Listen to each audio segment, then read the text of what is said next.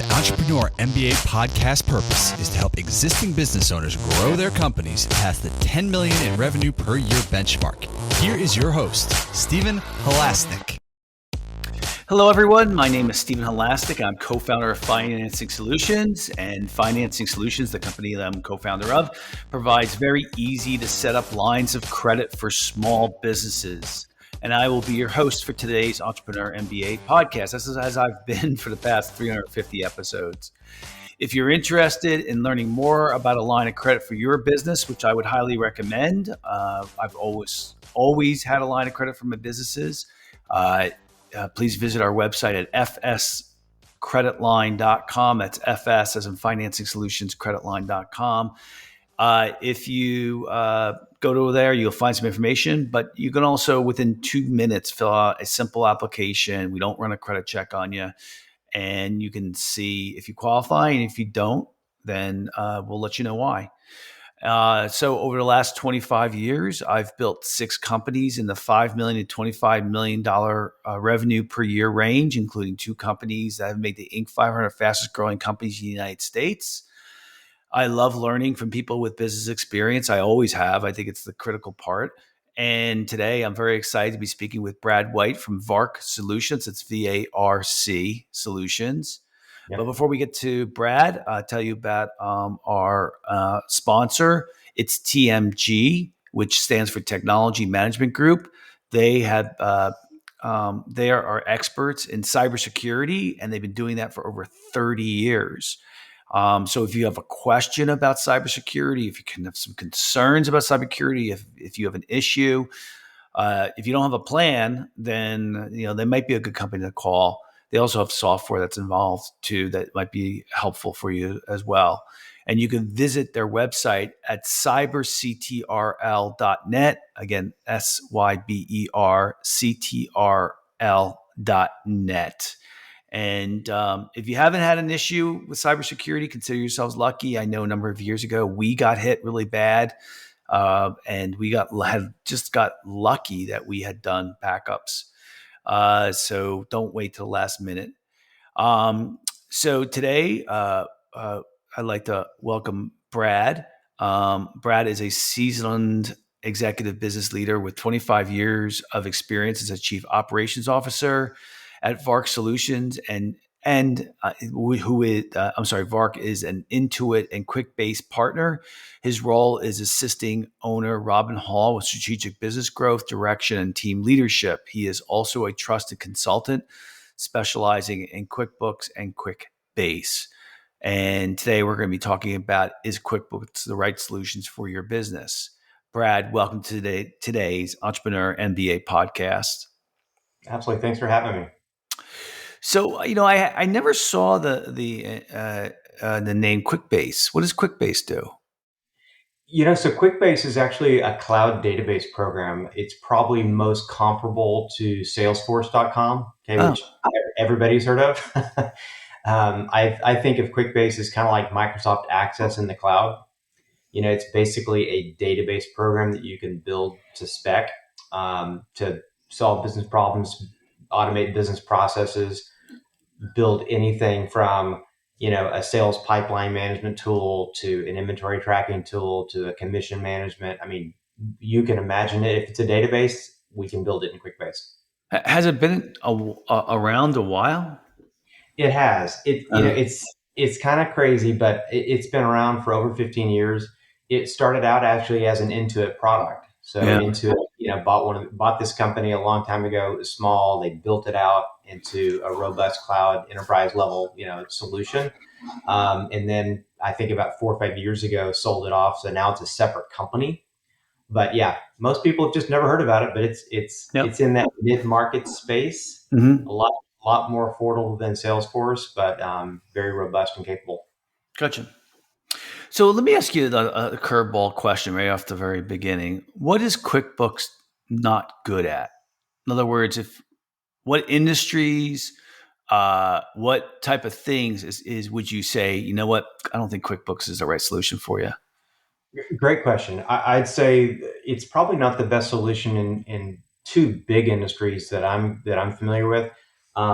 One would be like roofing, construction, like any industries where you've got a high insurance interaction type of requirement. I've got to work with insurance companies to do everything that they need, right? For basically submitting those insurance claims. It's not really integrated, I would say, at that level for that kind of industry. The other industry that it's probably not the greatest in would be like home services that have recurring scheduling. So, for example, if you've got a pool repair company or a pool chemical company where they're having to send people out, and it's on a routine and it's a route and it's a scheduled. What I think of it like this: QuickBooks is kind of like that Swiss Army knife that you can use for a lot of different purposes. But when you have a very, very specific business in that type of industry, there's usually off the shelf software that you can get that does that one thing incredibly well. And it's hard for a generic QuickBooks system, so to speak, to do it as well. So I would say those two things. So on that note, why would you recommend to clients if they're not in those sectors? In essence, I'm sure there's more, but that why would you recommend that QuickBooks be used instead of an industry accounting package? Yeah, so probably the first reason is it is the most mature product in the market. Okay, it's been around for 25 years. It's known. It's integrated with everything. There's a lot of new players in the market, especially in the cloud accounting space, but they are way behind. They're trying to play catch up, and they don't have the robust feature set and integration that QuickBooks does.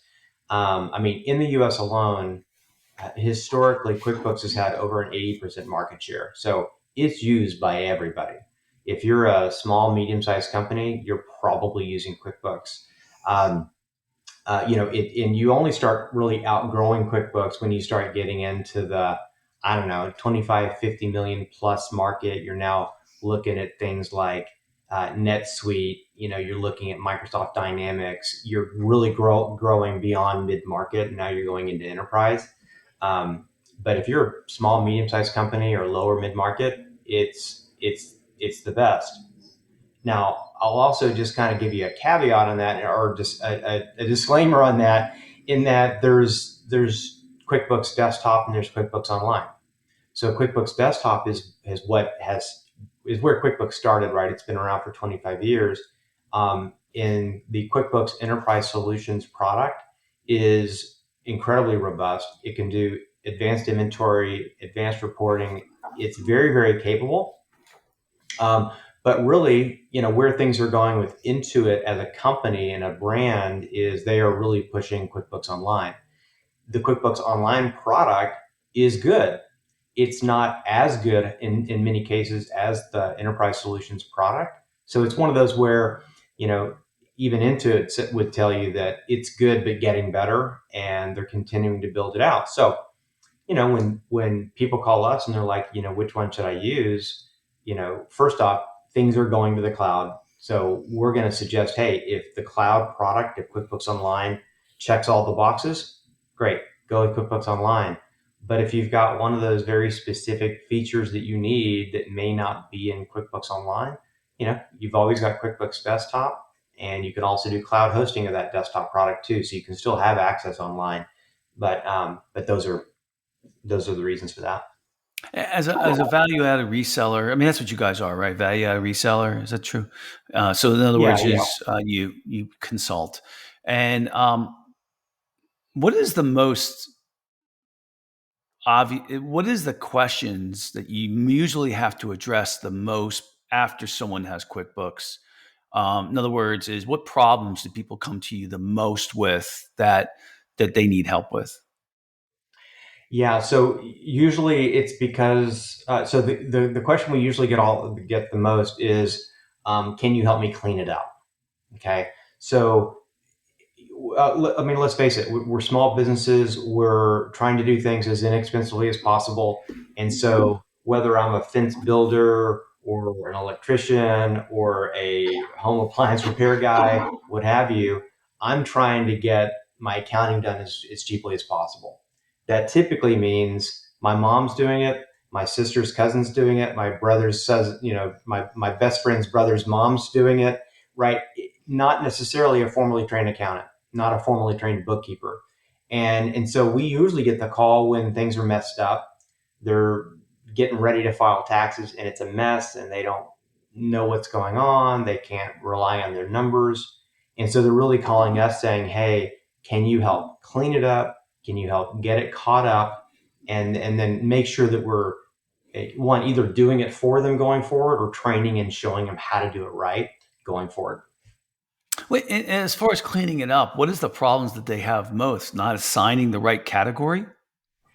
You'd be surprised. There's a lot of things. Certainly, number one, not assigning the right category.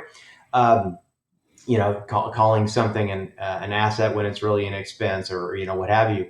But I'd say most of the time it's just not recording transactions properly at all. So, just to give you an example, okay, in QuickBooks, if you're doing invoicing for clients, there's a process. Like you need to go invoice that client, and then eventually record the payment, and then eventually record the deposit.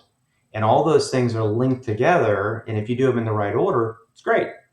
But if you do an invoice and then, 3 weeks later, you're downloading your bank transactions and you record a deposit that's not associated with the invoice, and then now your accounts receivable still says that somebody owes you $10,000, but you've got $10,000 in the bank. Now I go, oh crap, I got to go record that payment, and now I've doubled my deposit. That's the kind of stuff. It just gets messy because people aren't doing it the right way. And again, let's face it, things don't happen in that order all the time organically. I do get paid and now I need to do something with this money, right? I'm not thinking, oh, that needs to be attached to the invoice and a payment. So people who aren't formally trained accountants and bookkeepers, they don't know that those are problems until later, when they realize that they've got all the money in the bank, but QuickBooks says customers owe them $100,000. And now I got to figure out how to clean it up and fix it. That's the kind of stuff we see all the time. How do clients typically have you? Do they have you on retainer, or do they have you on an hourly basis? The most, what do they typically, or do they just have you doing the accounting? Honestly, all the above. So we position ourselves as a company that's really there as needed. Okay. So we've got some clients that we're doing monthly bookkeeping for, and we're doing it all, right? We're downloading the bank statements, we're coding the transactions, we're reconciling the 3 bank accounts and the 4 credit cards and the 2 loans and the truck loan. We're doing it all and sending financial statements at the end of the month. We do that. We have some that we're doing that on an hourly basis because it's very, very, it varies a lot in terms of the volume. We've got others that we're doing monthly bookkeeping for, and it's a flat rate because it's very predictable. So it's just rinse and repeat every month. But a lot of those accounts start with a cleanup and a catch up and that may be all that they need, right? It's like, hey, just get us caught up so we can do our taxes, and we'll try to take it on from here. So we've got all the above. When you're working with your businesses, your clients outside, what do you like? I don't know how to. It's a leading question because a lot of our listeners are smaller businesses, and from what I know, they don't do a great job of looking at their reports that QuickBooks generates. They don't look at their balance sheet. They don't look at their income statement. They may not look at their cash flow report, their AR report, their AP report. I've always assumed that that's correct. Would you agree that that is something that you would instill upon your clients? That's not the right word, but you would make sure your clients know how important those reports are? Yeah, I mean, and obviously some of them do know and some of them don't, right? Yep. We really, really like working with those owners that are business savvy, right? And here's the thing. I've worked with small businesses for a long time, and probably collectively hundreds, if not thousands of different businesses with different levels of expertise, different levels of, business savviness, right? The ones that we like, are the ones that are like, hey, look, I know my business. Okay. I know when the numbers are wrong, right? If I looked at a profit and loss and it says I've made, $1 million this year, I know it's wrong. Okay. Because it's either higher or significantly lower. Okay. Those are usually the ones we like because they are attuned and they can also say, hey, we just noticed something and needs to get fixed. But at the same time, even those really, really savvy business owners, they're also very narrowly focused on one thing. They're probably looking at sales, right? I'm looking at sales. I'm looking at sales. I'm looking at my sales. What's my sales this week? What's my sales last month? Right. And they may not be looking at the P&L or the balance sheet, to your point, right? They're just looking at, hey, sales, and do I have money in the bank? So it's a very, very narrow field of view that they have. And so, what we can help with and bring to the table is going, okay, that's great. Continue looking at that. And if you want those monthly reports, we'll give you those specific things. But we're also looking at the big picture P&L balance sheets and also being able to see, like, just super simple here, just doing a P&L by month, right? Where we can see that certain expenses, got doubled up in one month or they were ignored in another month because just some of those are timing differences. Sometimes it's, vendors that are not sending bills. Sometimes it's double entry. So we're looking for some of those things that raise a red flag to say, hey, look, there's something wrong that needs to get fixed. Yeah, I mean, I'm going to put my 2 cents in this because it's something that I think is really important. The first thing is, let's say you're a small business and you don't look at your income statement very much, and let's go through the scenario that you said. Is I just care about my sales, my revenue. That's the number one biggest mistake that small business owners make, and the reason being, of course, and let's be very clear here, is sales does not mean profit. Okay. Right. And I know because, the first couple of years I was driving revenue or sales and, and then you get bit in the butt, so to speak, when you start realizing, oh, why didn't I don't understand. Why didn't I get this loan? Or why didn't I get that line of credit? And, that's specifically what we do. But it's happened to me where I've had a very successful business and I'm like $5 million at revenue. And I go to a bank and I say, why didn't I get this loan? And then they look at my balance sheet and they look at my income statement and it wasn't categorized certain things correctly. And so, there's the language that maybe a business owner speaks.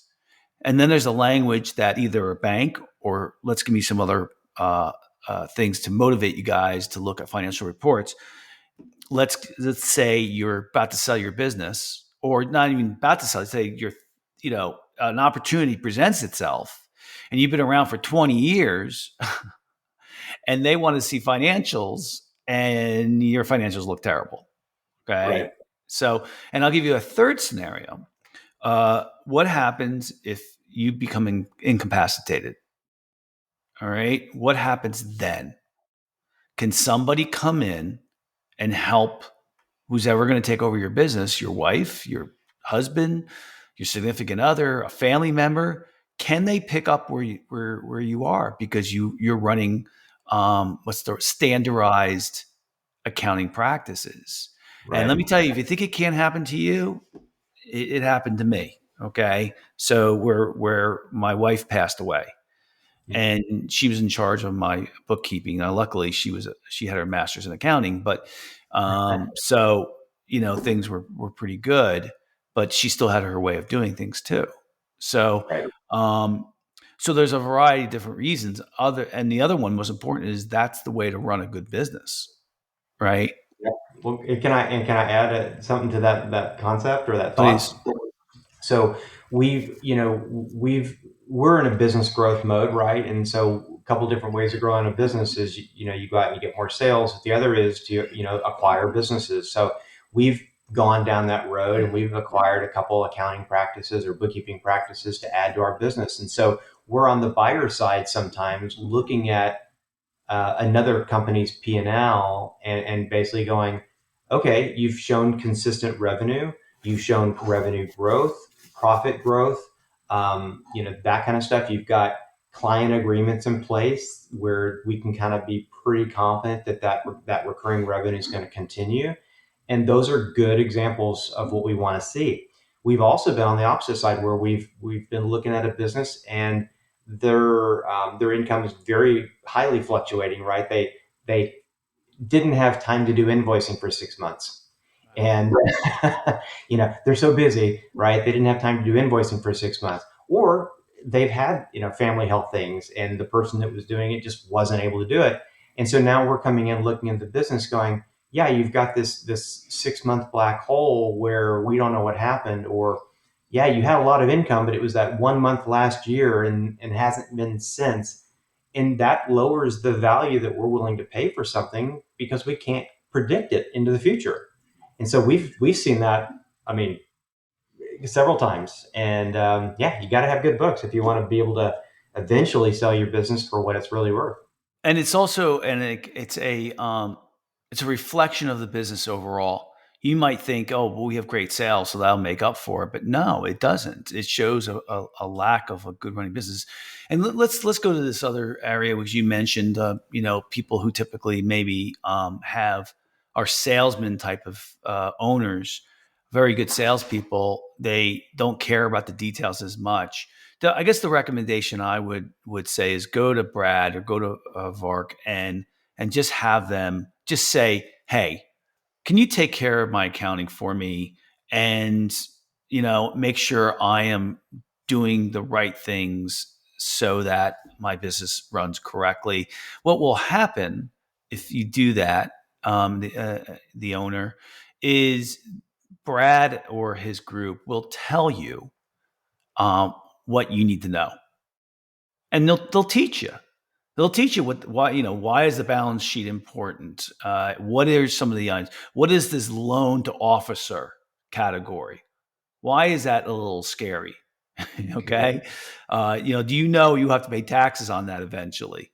Because I tell you what, I've winded businesses down, and you'd be surprised how hard it is to close a business. The things that are involved and the taxes that could be potentially required. So that's a recommendation. If you have a secretary who's take care of the books or something like that, it's spending a little bit extra money and just get a professional in there. Would you agree with that? I would agree 100% on that. Our whole philosophy and the reason why we're in business and the reason why we've been in business for 24 plus years is because we do what we're best so that you can do what you do best, right? If you're a fence repair person, go repair fences. Let us worry about the accounting, right? Or if you're a real estate agent, or if you're a restaurant or a nonprofit, go do that thing that you do the best. We let you get back to your business so we can, so we focus on your book so you can get back to your business. And I think that's the right way to do it.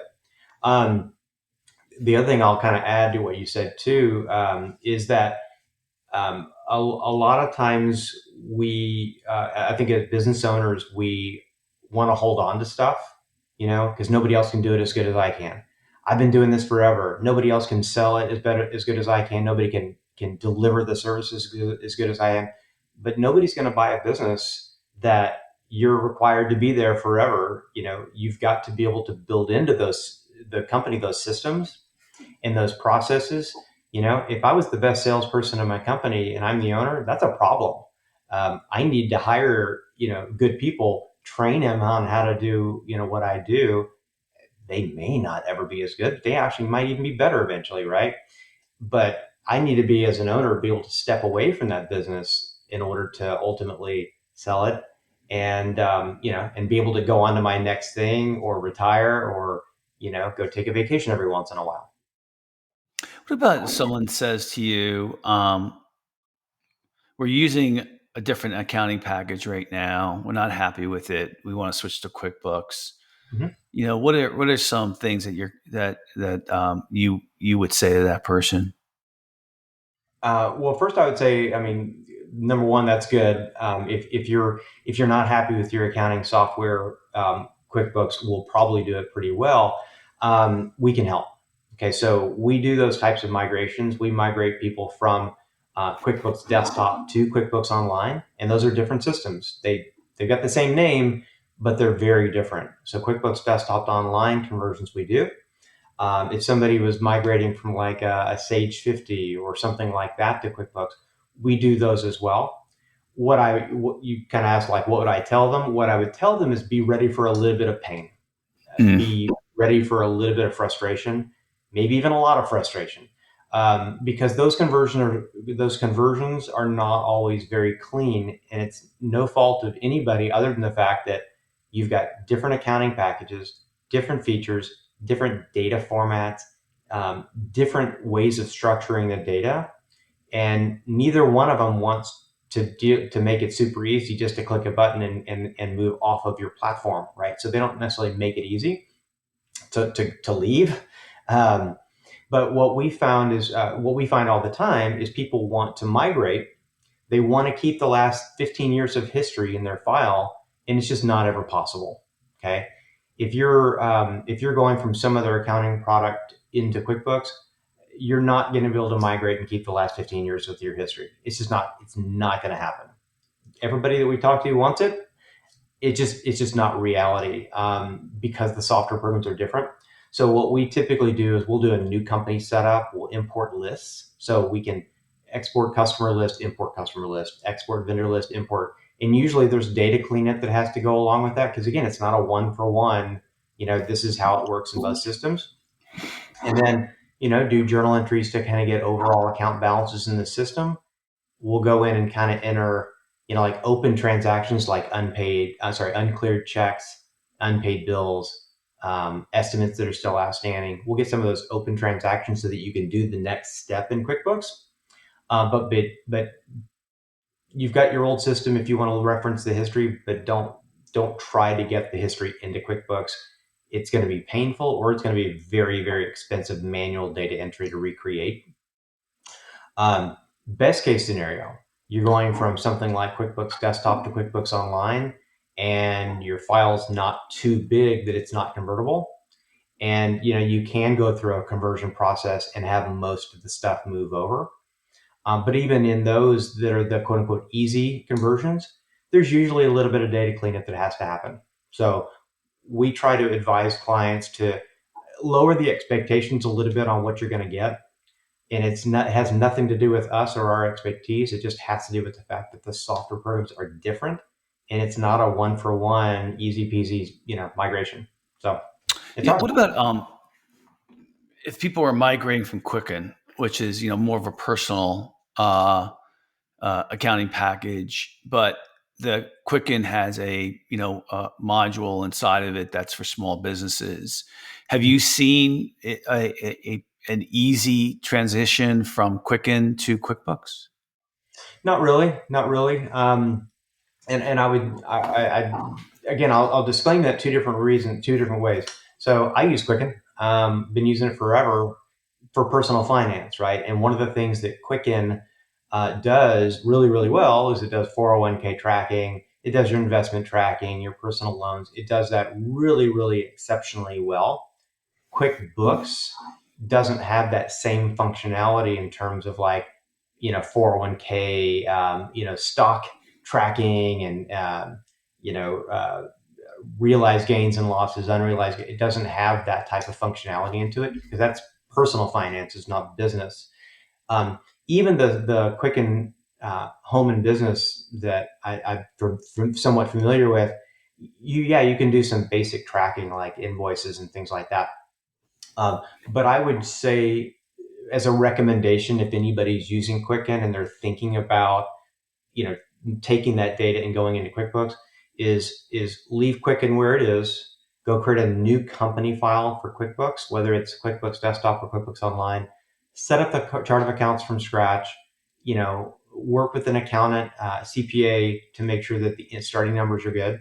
But the process is pretty straightforward. You set up your QuickBooks, you connect your bank accounts, connect your credit card accounts, and it'll start bringing those transactions in, going forward. And let's just make sure that the books are in the right place going forward in QuickBooks. I wouldn't try to convert Quicken. I just think it's one, most folks that are using Quicken, even if they are using it for business, there's also a whole bunch of personal stuff in there. And there's no like button that you can click to say, just separate that stuff. It's all, if you try to convert it, it's all going to go in. And then we got to figure out what we need to get rid of. All right. Well, it's all good stuff. I believe in outsourcing. I do it myself, and I think having a good accounting firm that you're working with is bookkeeping / accounting is really valuable. That's all the time we have for today. I'd like to thank so very much Brad White from VARC, VARC Solutions for coming on to today's podcast. And if you like today's podcast, please feel free to share it with a friend and also subscribe on your favorite podcasting app. And please also, if you like today's podcast or any of the other podcasts that we've done, please give us a 5-star review. And of course, if you're looking for a line of credit for your business, feel free to visit our website at fscreditline.com. Again, that's FS as in Financing Solutions, creditline.com. Brad, if anyone wants to get in touch with you, how would they go about doing that? I'd say the easiest is first off, visit our website. So it's varcsolutions.com. Pretty straightforward and simple. If you're on LinkedIn, feel free to reach out to me. Just search for Brad White, VARC Solutions, and you'll definitely find me. And happy to help. Great. Well, thanks for coming on. Awesome. Thanks. So just to summarize today, I think the key is, have a good accounting package, use a good bookkeeper and accountant to make sure that your business is run smoothly. Try not to do all this yourself. Listen, if you have a good bookkeeper and a good accountant, they're going to save you the money that you paid them in tax reduction. So think of it that way as kind of a no-brainer. All right, everybody, have a great day. Great podcast.